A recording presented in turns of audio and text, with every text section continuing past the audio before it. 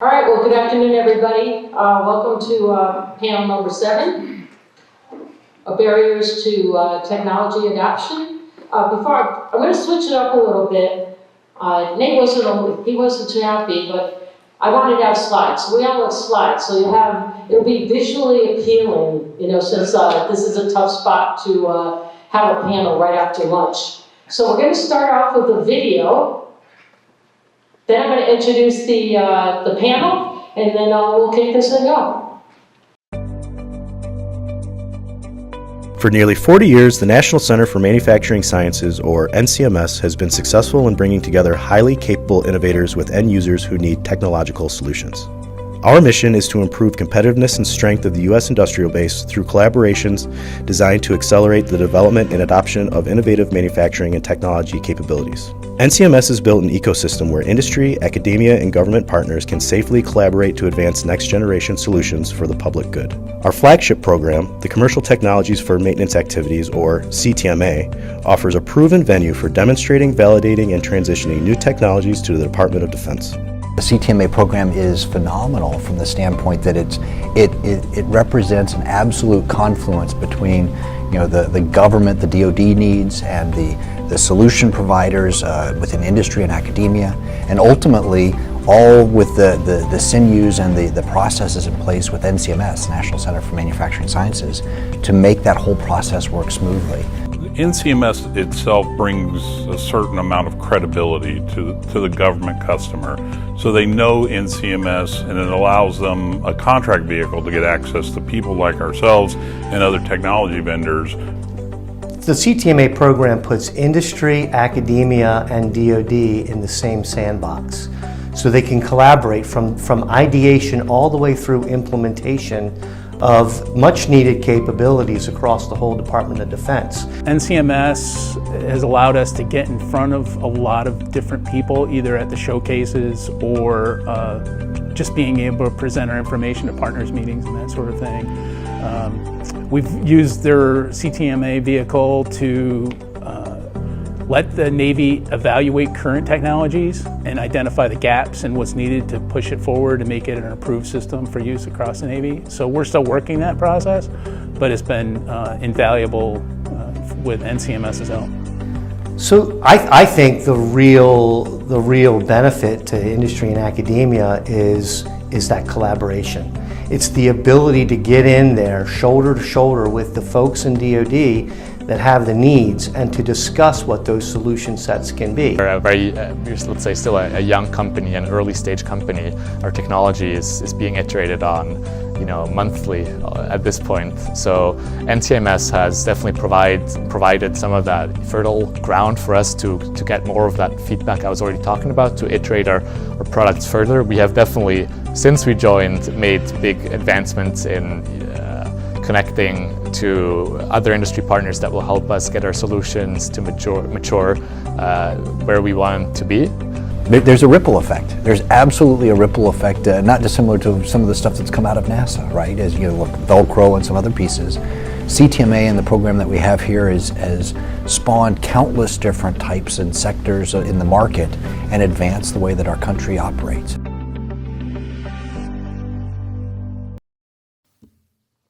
All right, I thought it would be a great way to kick this off, just to just show our 2-minute video on who we are. I'd like to introduce myself.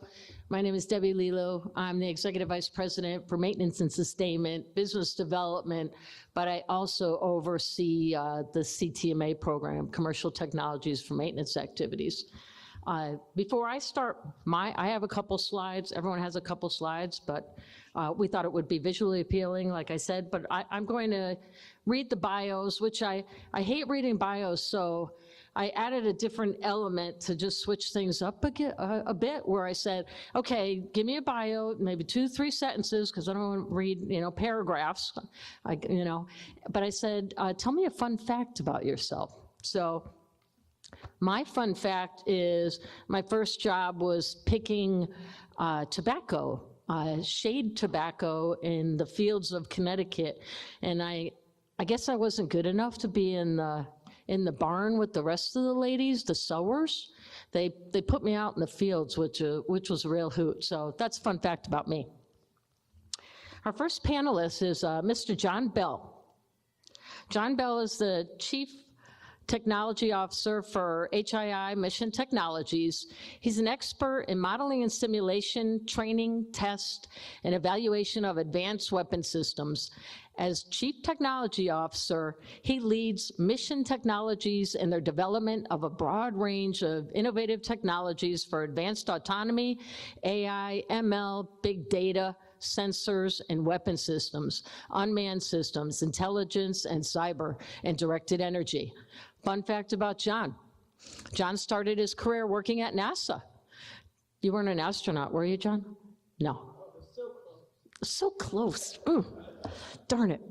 Developing software for an atmospheric research satellite system. He got to watch the satellite launch on the space shuttle and has operated in orbit for 11 years after its original 3-year mission.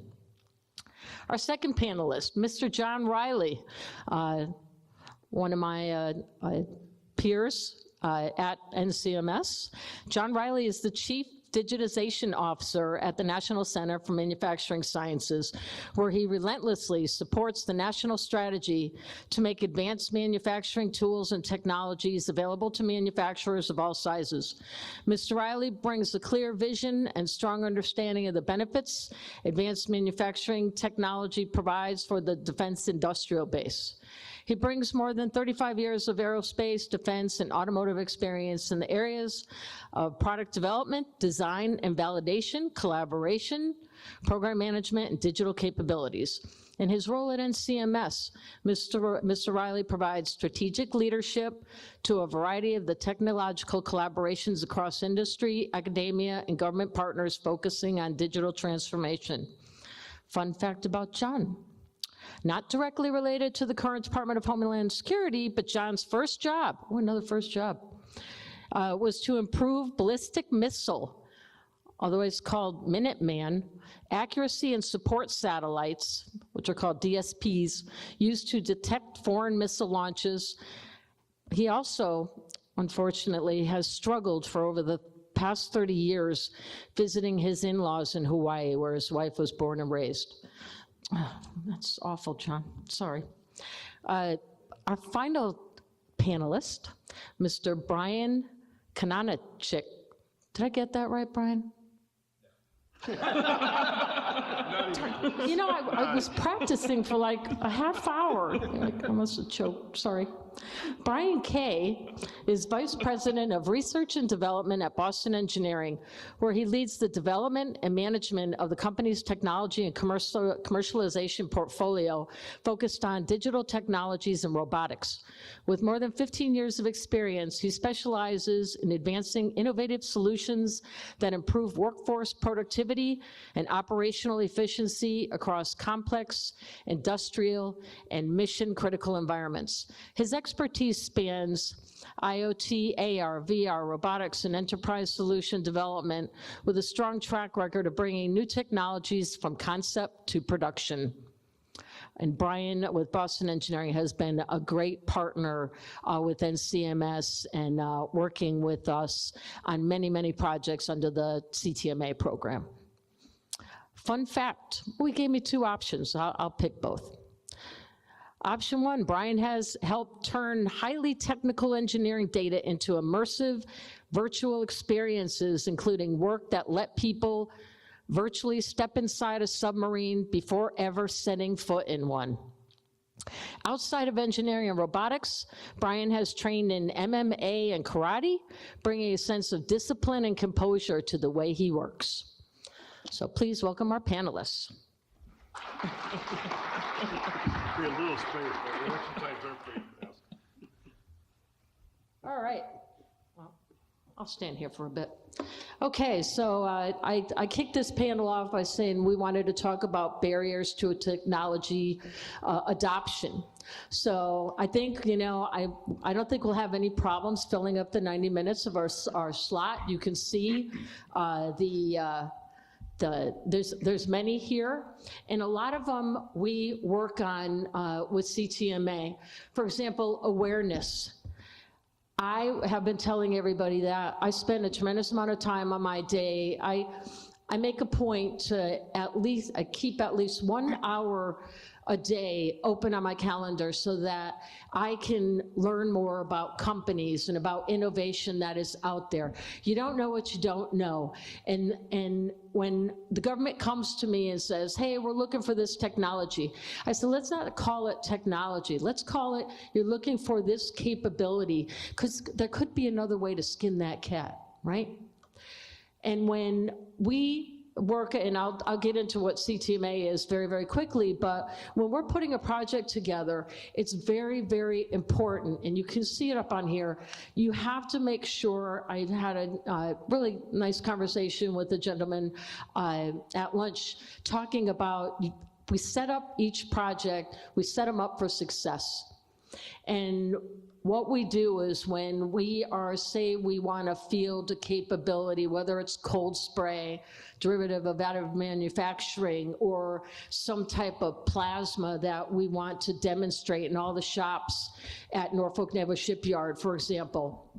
I'll never forget when we had that kickoff meeting. There must have been 25 people around this huge conference table, and it was everybody that had skin in the game to ensure that this capability, if it was successful in the particular shop areas where we demonstrated at Norfolk Naval Shipyard, we would be checking all those boxes in order to transition that capability in the shipyard.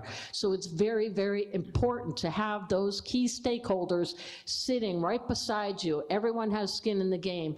And I couldn't stress enough on software projects that we have ongoing under CTMA. If you don't have that IT guy sitting next to you and being part of the team, you are dead on arrival, and I really mean that, because you have to ensure that you get interim authority to test, you have those plans, you start collecting that data to complete authority to operate, or you are not going to be transitioning anything. I don't know this slide by heart, so I'm going to take a look at a couple more. Oh, this is a good one. Culture, not invented here. When we set up a project under CTMA, we might be addressing a process on parts obsolescence for the Army ground vehicles. We have a number of projects ongoing with the folks up at TACOM in Warren, Michigan. We know, and I know, and my colleagues know, that all the services pretty much have the same problems. I see it each and every day.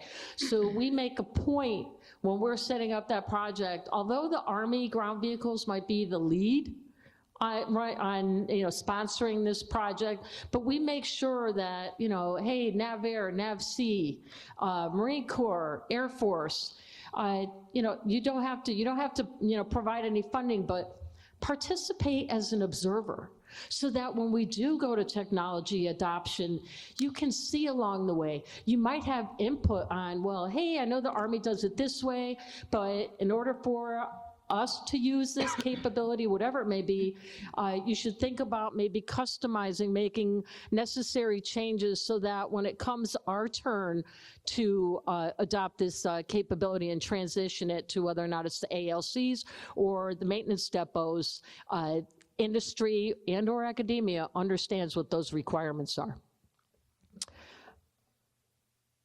I'm going to see what I have. Oh, so on CTMA projects, we spend a lot of time writing newsletters, final reports, quarterly reports, highlighting project successes. We strive to get the word out on milestones for projects so that at the end of the project, we're not saying, here's our shiny new rock, Army, Navy, Air Force, please use this capability, it's good stuff. No, we don't want to be pushing technology capability. We want that pull. We want the war fighters. We want the folks at the depots to say, when is this capability going to be ready to be transitioned, because we're ready to catch it. We understand the benefits. We understand what that technology brings to the table, and we want it sooner than later. So you can see the others, but I wanted to touch on a handful.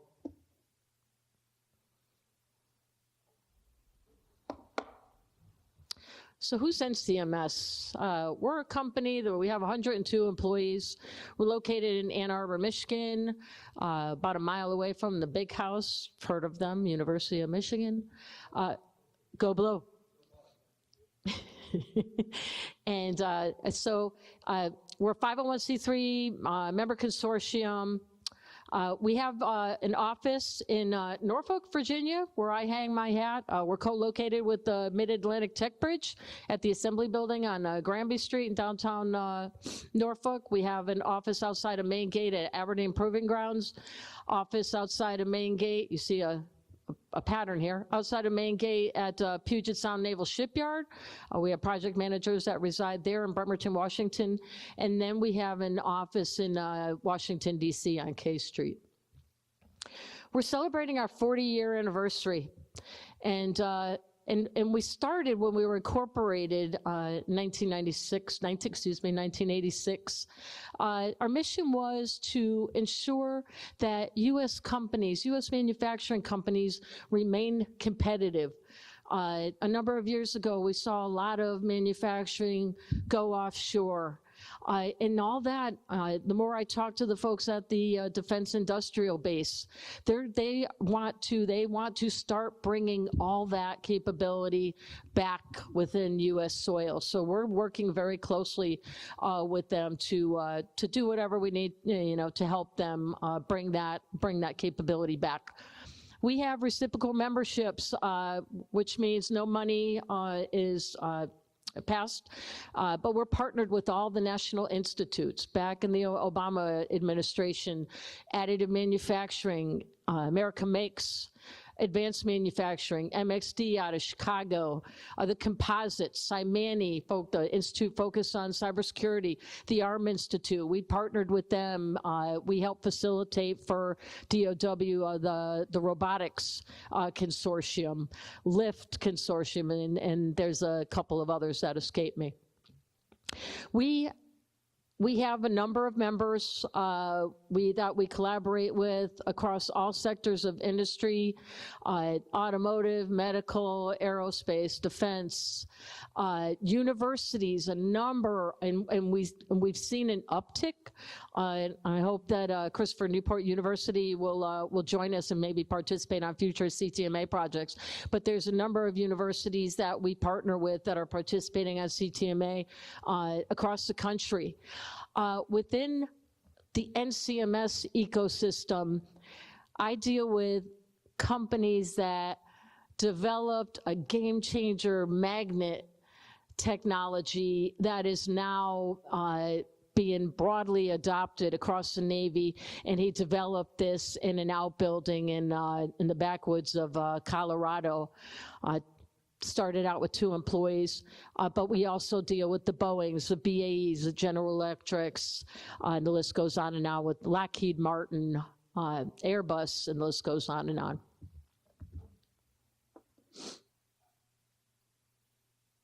And then you saw the video at the beginning of this session. Here at NCMS, Commercial Technologies for Maintenance Activities Program, the CTMA program, is a flagship flagship program between NCMS and the Office of Deputy Assistant Secretary of War Material Readiness at the Pentagon. Program that we've managed since 1998, so we've been around a long time. We've managed over, and the list grows every 2 weeks, over 1,200 projects across all the services. And we've just added to our list, we're now working with the U.S. Coast Guard, part of Homeland Security, and we're working with those folks down at Elizabeth City, North Carolina. But back a number of years ago, we had a strategy at NCMS that we wanted to be the focal point, the center of universe when it comes to maintenance and sustainment. If you look at our non-FAR-based contract vehicle, it's focused on maintenance and sustainment. I will tell you, I've been doing this 23 years now, and I've only had to turn away in my tenure 3 projects that didn't fit within the scope on our cooperative agreement. We are doing corrosion remediation for the Navy, wiring. You can imagine, I don't know if you've ever been to Tinker Air Force Base, but miles and miles and miles of wire that are on those aircraft. And they have shorts, they have faults, they have intermittent faults that, you know, when those LRUs are coming back to the depots and they're like, no fault found, let's get it back out there. Next thing you know, when the aircraft's in the air, they have the faults because they're vibrating. So there are capabilities out there, there's companies out there that can take a look at all those wires and find the intermittent fault. Number of projects in additive manufacturing, advanced manufacturing. You know, you heard our lunch speaker, like, seems to be a trend. I always get a little nervous when I'm leaving lunch after those talks, but cybersecurity, we're seeing a large number of upticks in cybersecurity projects across the department, along with artificial intelligence. There's a large number of projects under CTMA. We at NCMS, because we wanted to be the center of the universe in maintenance and sustainment, we participate on a lot of working groups. We participate with Cold Spray Action Team run by the Army, the erosion corrosion folks, the composite folks, the additive manufacturing folks. We facilitate a number of workshops, events where we have what we call sustainment accelerators, and we do live demonstrations at the depot. We bring capabilities that the DOW needs, and we bring them to the doorstep of the depots and the ALCs for the, you know, the folks, the maintainers that are busy working their mission and getting those ships back in the fight, getting the aircraft back up in the air. They don't have time to come to symposiums like this or workshops, so we bring the capabilities so that they can get their hands on this technology to see how it works and how it can benefit the folks at the shipyard and across the services. So I wanted to just to kick things off, just give you an overview on NCMS and the CTMA program, and I'm going to turn it over to John Bell at Huntington Ingalls. There you go. Do you want to sit there or you want to stand? I think since you want to see the screen, Okay, there you go. here. I'll stand in All right, thanks for having me here. I'm going to give you almost a repeat of what you just saw in some respects, but more from the perspective of an organization that is trying to bring innovation to our end customers and to DoD and DoW and the government. We can talk about how to do innovation right, how to transition innovation to technology partners, how to transition innovation to our end user customers. For a long time, it's a complex subject. It's something I'm super, super enthusiastic about. It's my day job. But to kind of boil it down, in my mind, there are really three major aspects that you've really got to pay attention to that are challenges that that we encounter time and time again. Every time we've got a cool new idea and we want to get it to a customer who can really use it.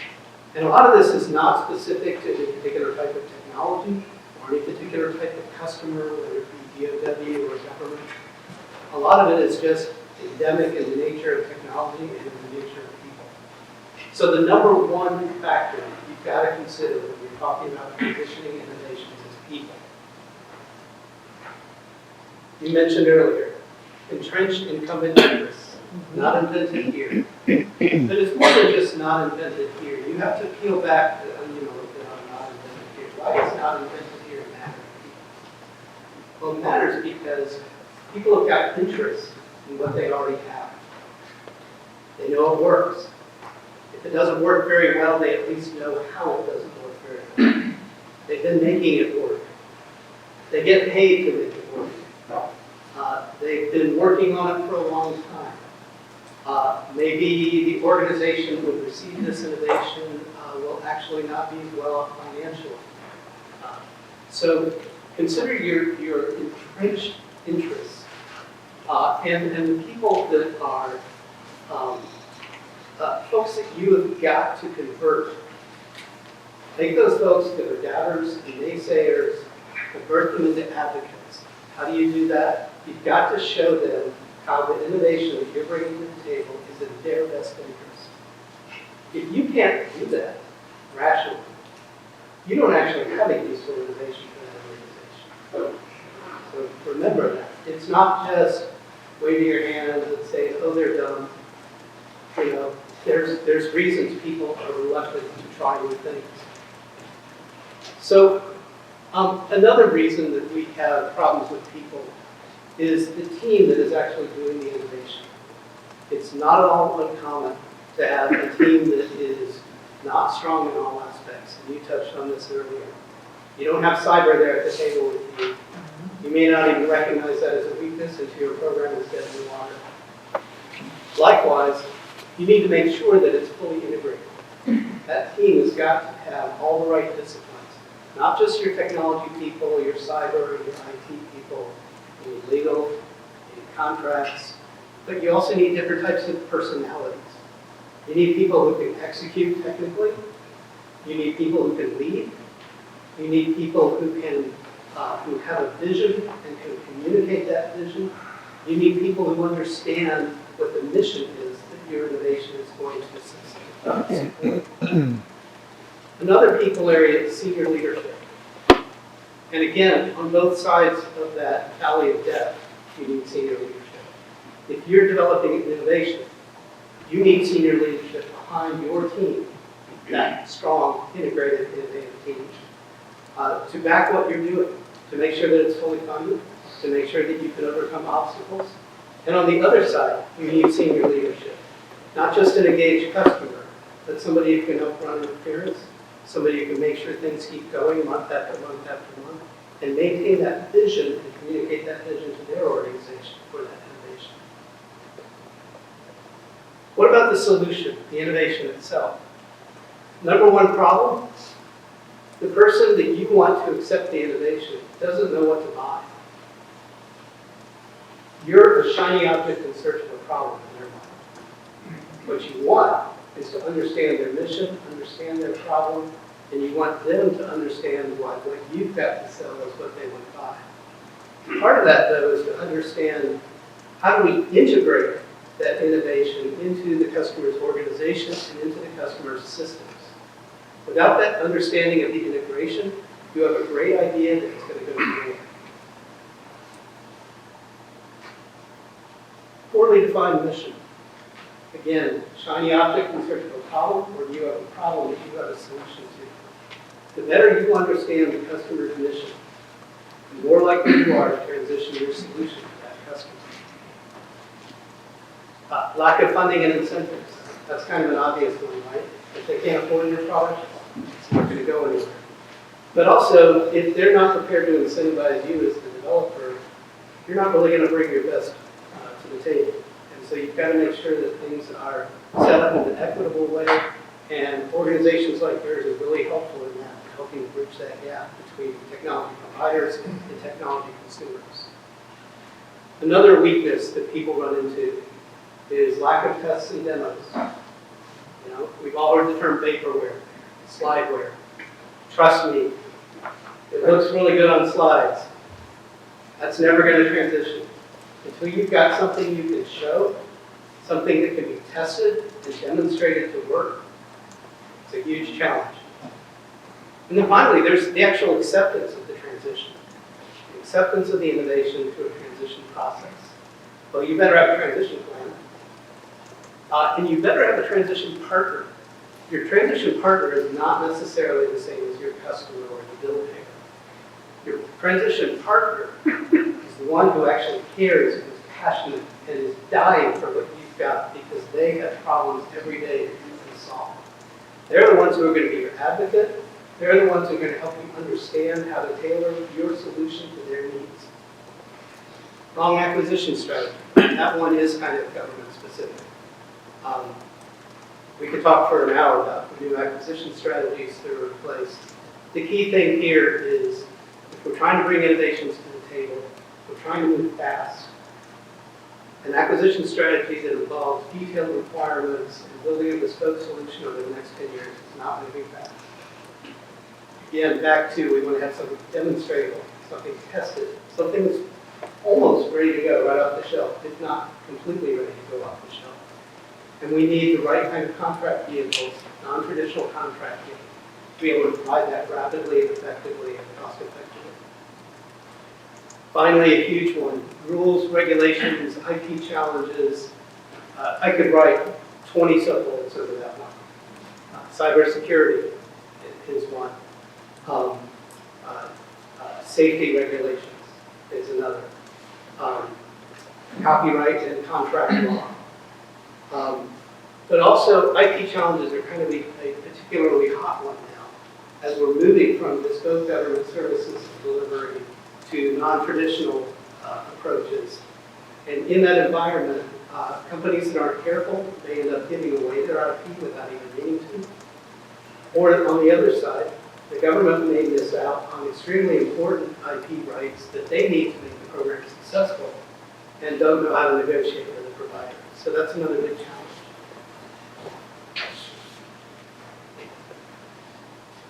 So how do we overcome some of these barriers? I've touched on some of them. Number one, understand the mission and understand the organization you're dealing with. And this means more than just understand the problem, right? Although that is foundational. If you don't understand the problem, you're just selling a shiny object. But understanding the organization is also very important. So how is your solution going to work in that organization? Not just on battlefield, but how is it going to work with the people who have to operate it, the other systems it has to interoperate with and integrate with? All of that's got to be clearly understood in your mind when you're developing innovative technologies to ensure that it's successful and it actually makes that transition. I mentioned it earlier, co-opt the skeptics. You can do it. If you've got a truly innovative, truly valuable technology, you will be able to co-opt the skeptics, and they will become your advocates. Build an insurgent team. So this is about you as the innovator. And one common thing that that organizations that want to develop innovations run into is they tend to treat innovations as a separate function in their organization. Oh yeah, that's the R&D department. They do that R&D crap, right? You want that to be fully integrated into everything that the business does. Back to that idea of a fully integrated team. You want technologists, visionaries, champions, allies, proxies, and you want them to be free to move about quickly and easily, to have flexibility, and be a little bit of a rebel in the organization. Because if you're not a rebel, what about the solution? Again, no slidewares, do prototypes, do minimum viable products, have something you can show. Another thing is, what about the actual implementation? It goes back to those skeptics, they're not invented here, oh, this is going to be a really hard transition. The more disruptive your technology is, the more valuable it is to the customer, and the less likely they are to adopt it. So you've got to be able to show, as part of your transition plan, how are we going to adopt this technology in an incremental way so that it's manageable, so that we can control risks, and then show how over time, and time is, it could be over the next 3 days, it could be over the next 3 years, depending on how well you know the organization. But show how by following an integrated structured plan for transitioning the technology, you will really overcome a lot of barriers, and you will show how disruptive that technology can be in solving problems. AI-powered digital ecosystem. I'll give a unpaid plug for John, who's going to talk about digital transformation a little bit. I could have put up 10 slides on that one as well. The thing to take away here is, first, I'm not going to talk about AI, I'll talk about AI all day, but you can and should be applying AI to every single step in the process as you are developing innovations. From understanding the problem, coming up with the design, to figuring out how it's going to work in a test environment, to understanding how design changes and field changes after it's before they will affect the performance of the system, it all needs to be digitally modeled. And you need a complete digital thread from inception to lifecycle management in order to really understand how that technology innovation is going to function and be able to help your customer understand how it's going to benefit them. Standards and open architecture. That's another big one that you can really leverage. It's a tricky one because there's a lot of demand right now to buy commercial products right off the shelf. That's part of our acquisition reform. Part of what comes with that is proprietary systems, proprietary interfaces, lack of interoperability with other systems.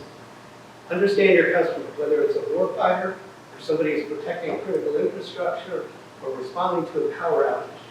Whatever you're doing, it's got to work with all the other stuff that they already have in place.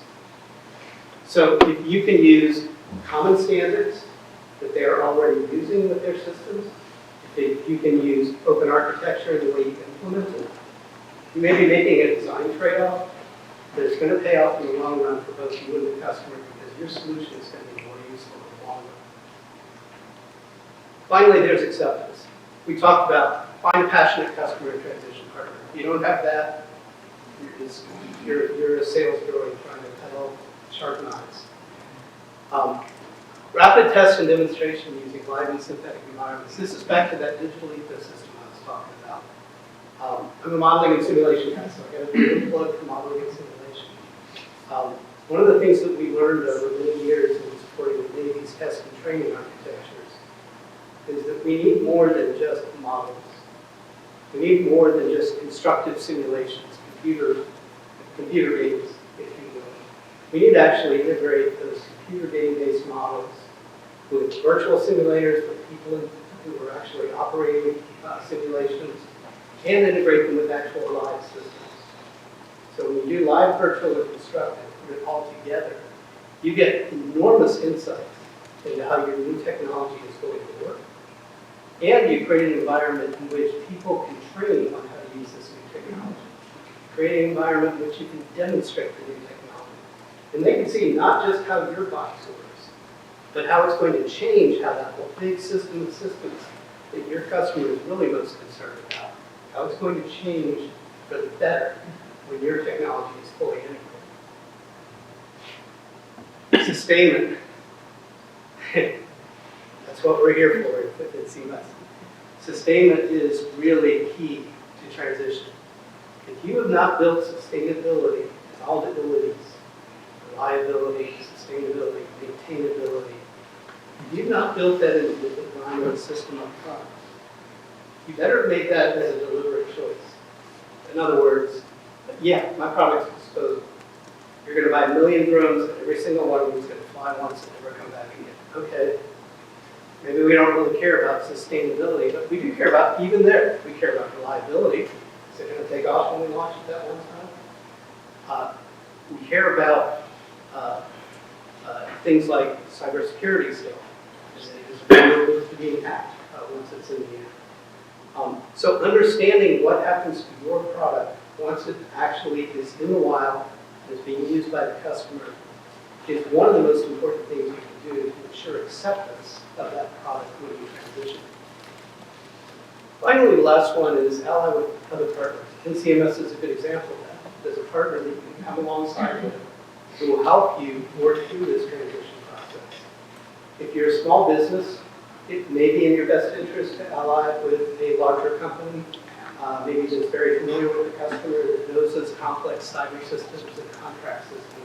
You can serve as a mentor. Work through small business systems. If you're a consumer, ally with organizations like NCMS who know how to bring new people in and know how to help train and educate them on how to best support you. So again, I'd love to talk about this all day long, especially digital engineering and modeling and simulation. But thank you for your time, and I'm looking forward to it. I'll just sit here. Did you put the 2 slides I gave you up there? Yeah, very good. I was, Just gonna switch it up. yeah, I think this There we go. works. So, thanks, John. Sure. So, this cartoon, it kind of symbolizes what NCMS views as a digital ecosystem. John just referenced it. I'm also an M&S guy, so I think we have that in common. But from NCMS, so when you look at the oval, this is with the manufacturing bent, hence the M and NCMS. But down the middle, when you start talking about digital transformation, we're talking about this whole ecosystem of capabilities and technologies. And down the middle of any product has what we call a total life cycle, and it starts from conceptual ideas all the way through sustainment, which we've been talking about. So most of us have spent careers in different places along that line, whether it was in requirements or design or the manufacturing floor, but you have this thread which we call the product life cycle, and across that product life cycle there are resources and capabilities that support it. And so you can see them up there. I mean, one software, all the different software tools that have to be applied across an organization to support that. And then you also have the supply chain that supports the manufacturer. So it's not just the large players. It's their total supply chain down to tier 4s, 5s, 10s. And so you have that entire supply chain. This whole thing needs to be wrapped with a secure network. So we talk about cybersecurity, the ability to not only maintain security of data, but it's also the security of IP, confidential information, trade secrets, all of that stuff. So this oval covers all of that. And then down at the bottom, you see some of the other technologies. You see AI, you see VR. We could be talking about augmented reality, augmented intelligence, all these different technologies that are constantly evolving and changing and coming into play. And so how do you tie all of this together? And if you live in this space, or you even start Googling, you're going to come up with the words like digital twin and digital thread and how you link it. And John, I think, said it really well. You have to have a digital thread. Otherwise, you have each of these steps. And I had a friend of mine at the Army that we're working with. He would say, John, at the Ground Vehicle System Command, we have centers of excellence connected by PowerPoint and email. They are not sharing data.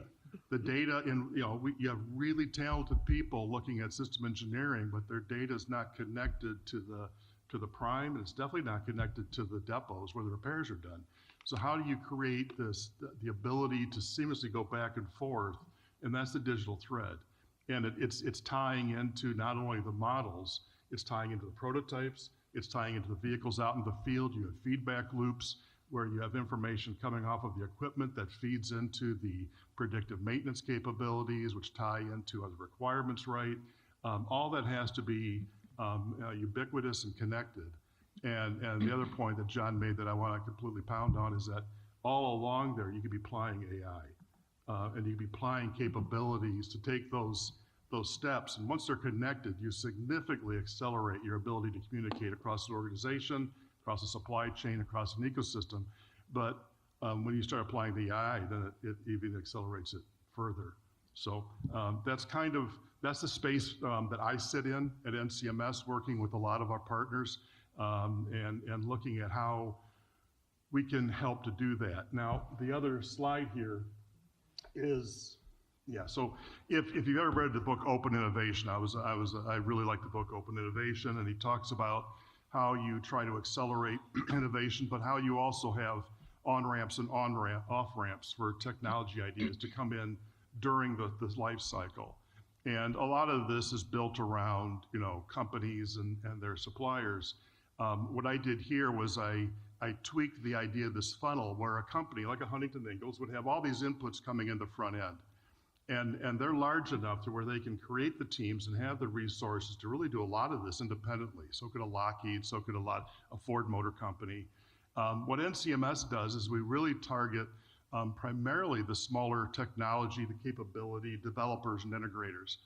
And how do we inject those into your process flows? And so, there's two ways we do that. Debbie is the expert on how we use contracting, and that's the bottom. It's almost like a fuel injector. It's its ability to bring in funding to support your R&D budgets, to accelerate how you do R&D and discovery. And so you have this ability down below, but at the top, NCMS invests in on our own what we call technology enablers, and that's the space at NCMS that I lead. And the technology enablers are really these digital spaces where you can come together and collaborate. The large players have their own. It's behind their firewall. They have the ability, they have their clouds, they have their on-prem systems, and they can do all the collaborations they need to do. But getting their suppliers in there and to feel safe, very difficult. You might not want them in there. If you do want them in there, they don't want to be in there because they're afraid of their IP being taken. So how do you create a place to where government, industry, academia, supply chain can all come into an environment and actually work on this digital thread real time, same data, same place, same capabilities. I heard one of the speakers earlier today talked about, they were investing in FedRAMP for their tools to show that they were serious. That's a massive investment if you have a software technology you're trying to implement. And so most companies just can't do that. Even big ones you've heard of have a hard time going through the ROI justification to do some of these things with their own tools. So what NCMS did is we put all these wrappers, the FedRAMP, the NIST 800 compliance, all these different things that a software would need to be demonstrated. We have that, and so we can bring their tool into an environment that's already compliant, and they don't have to do the investment yet. Eventually, to go in a production environment, they will, but they can come in and they can demonstrate, and they can have the government sitting in there right with them, working with the tools, the capabilities. We can set it up in any kind of a connected way that they want, and they get to demonstrate and see the tool.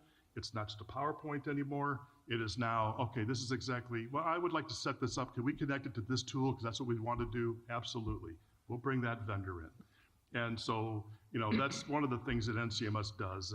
And we'll talk a little bit more about that as we go on. But I think that's a pretty good intro for now. Yeah, so I stand between you guys and the rest of the panel, so I'll be a little brief here. So John mentioned building technology that has a purpose, right? It has a mission, there's a problem that you need to solve. And I'm going to share with you at Boston Engineering one of our approaches that we use to develop these technologies fairly successfully, especially as a smaller business, say 70 engineers or so. We consider ourselves a technology development company, not a product company. We don't have offerings, list offerings we go to, government agencies with and try to fit a potential need, strike that needle. We have the opposite approach. We leverage our relationships with the government agencies, DLA, Department of Navy, Homeland Security, and have these engaging conversations of what challenges are you facing, in the field today. It could be that low-level maintenance worker not being able to talk to their supervisor. It could be a program lead for URO inspections, having trouble getting the inspections done and all the paperwork in time to get a boat back out at sea. It doesn't matter the type of conversation you're having or the level you are. Everyone is facing problems every day. So that's what we do. We go to the front of the line. We talk to those end users. We identify what the problems are. Now, as a small business and as any industry partner, you're going to find it's really hard to get to these folks. So you really got to leverage your relationships with the NCMSs, with the different government outreach agencies to help get you into those doors and have those conversations. Behind me, there's a few technologies that I'm going to highlight, that NCMS has helped us with, and as some other agencies as well. The big one behind me, the hero shot there, that's a technology that originated as a co-development project with Portsmouth Naval Shipyard through the NCMS program. There is a need, it must be 4 or 5 years ago now, where deck plate workers in the shipyard environment were unable to have efficient conversations to troubleshoot, install issues in real time, right? They're spending hours or days trying to get to the right person to get the answer to address or, do the remediation, activity to get that piece installed. You might see this and go, oh yeah, that's FaceTime, right? That's video. Well, in the Navy, in shipyards, having cameras in highly sensitive areas is very problematic. So what we did is we worked with the shipyard and we understood the problem. We understood the policies and procedures preventing cameras and video streams. And we, working with them, designed a secure remote assistance tool from the ground up. It took years and years to not just necessarily build the technology, but to work through the cybersecurity, the physical security constraints, getting the buy-in from the stakeholders, right? That's been mentioned a couple of times. You need that senior leadership. You need that advocate on the other side of the fence to be your champion. You also need to have, the people with the demand signal. So once we work through that, just recently, now successfully twice already in the past 6 months, we've had full video streaming off of some of our most secure and sacred assets in the United States to distant remote locations getting support.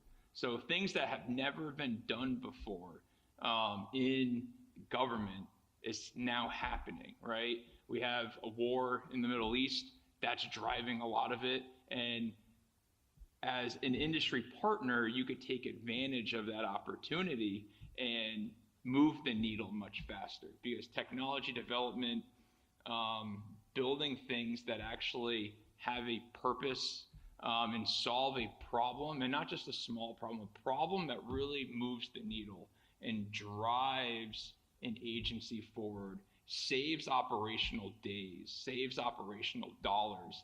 Those are the solutions that these agencies are looking for. So I'll leave it at that so we can get into the panel. But yeah.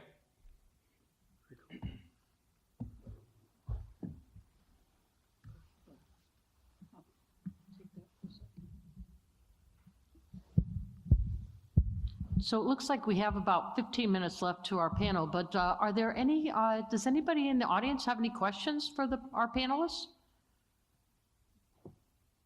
I know I do, but.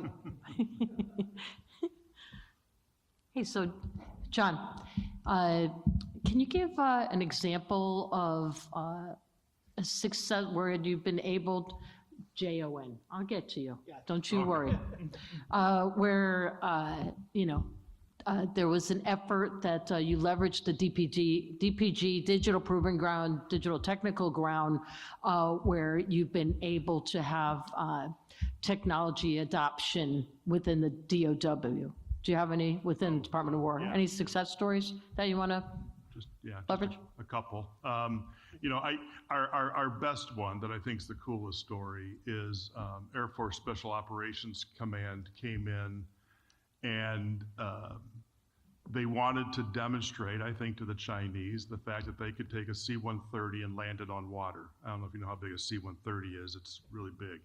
And it wasn't designed to land on water. It has wheels. And so it was like, how on earth do you do this? But Special Operations Command was determined to do it. And so NCMS came alongside them, and long story short, we brought together a team of companies, including Sierra Nevada for airworthiness. We ended up bringing a very non-traditional small boat manufacturer out of Florida who could quickly design pontoons. And long story short, we brought all of these companies. So we had Wright-Patterson Air Force Base, AFSOC, we had Carter Rock, we had, I think, 5 different companies scattered all over the U.S., from California down to Florida. And we vetted them into an environment that we stood up with all the software for them to do the entire design, analysis, and fabrication. And over a period of we did 6 3-month sprints. And so it was an 18-month project. And about 7 months in, we had quarter-scale prototypes being tested at Carter Rock. And full-scale models being developed of pontoons that were 90 feet long, 10 feet in diameter, that had to be bolted on and bolted off. You had 24 hours to put them on, and then you'd have 48 hours to take them off. And they obviously, when you bolt these big things on, you couldn't impact the ability to load or offload the C-130.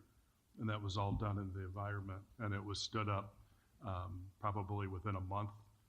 We had people in there running it, and yeah, it was. I still remember we were at Sierra Nevada, and we had a very skeptical Air Force captain, and she was sitting there, and we had a team of experts, not from NCMS, from our industry providers, working with her, and she goes, "Well, you can't do that." And they go, "Yeah, we can." And I remember they started showing her how to do it in the environment. And I remember her hands just went up in the air. She stood up. I mean, it was like she won the Super Bowl. But so yeah, that's one example. That's probably our coolest example. But we've had several. Thanks, John. Now, to John, sitting next to me. I wrote a question down here. We had talked about, the barriers to technology adoption. We complimented each other. But specifically, do you have any successes on speed to contracting and the shipbuilding culture on how you've been able to overcome those barriers to technology adoption? Yeah, it's a good question, and it's a little bit difficult to answer from the shipbuilding perspective because that's not my division. Oh, okay. Gotcha. I'm the division that doesn't build ships. But so from that perspective, I will answer it. So as an example, in terms of speed to technology, we're currently doing some non-traditional work in directed energy for high energy lasers, drone defense. And we, HII, are not a laser manufacturer. There are a lot of companies out there that are very capable at building high power lasers that are capable of taking down drones. There are companies out there that specialize in the systems that aim and control those lasers. But none of those companies, with the few exceptions, are really interested in building the entire package from soup to nuts, kind of like what John was talking about. So you've got to go out and find different people that have different pieces of that technology. And so we've been putting together a complete high energy laser system by using a laser system from one company, an alignment and aiming system from another company. We went out and built our own capability for cooling and power because it turned out there really weren't any companies out there that really had quite the right kind of capability for that. We put it all together, and back to that earlier comment I made about open architecture. Rather than putting all that together and slapping an HII label on it and saying, good luck, buy it for $1 billion a piece, and if anything goes wrong, call us, we'll fix it. But good luck if you want to go and change one of the components of that laser a year from now because somebody else has got maybe a better laser or a better cooling system. We built that on open architecture using open standards. We went to different vendors, we put it all together. If we want to change vendors next month for the laser, we can't do it instantly, but because it's an open architecture, we can make that change. If the government wants to take it and swap out another component, they can come to us and say, yeah, we want to swap that out. We've got that open architecture. It's a lot more flexible, and it helped us put it together a lot more quickly. Thank you, John. Brian, I don't want you to feel left out. What are the greatest challenges for deploying advanced manufacturing and automation across the DOW? Like I said in my opening remarks, there's been a number of projects within CTMA, the robotics, FOSAR family of, the robotics and MREG. Do you see any challenges when it comes to technology adoption, specifically maybe the project that you did at Portsmouth and other folks across the Navy? You seeing any shift in technology adoption or any hurdles? Yeah, so I think policy and procedure is the biggest hurdle, and getting, the Navy in this example to understand it's okay. A policy from 40 years ago, it's okay if it's not relevant today anymore. Wait, right? The Navy does not do that. It's okay if it's not relevant, and it's okay to change. And we are seeing a shift, actually a very strong one right now, especially with the reshaping and the development of these new like micro organizations inside of the Navy. So for example, like 396X, right? They're the innovation cell. It's a bunch of 06s and 07s purposely put in place to bring in innovation into the Navy. So we're seeing a transition of the Navy wanting to adopt these new technologies, these new capabilities at a much faster pace, and they're putting teams in place to do that.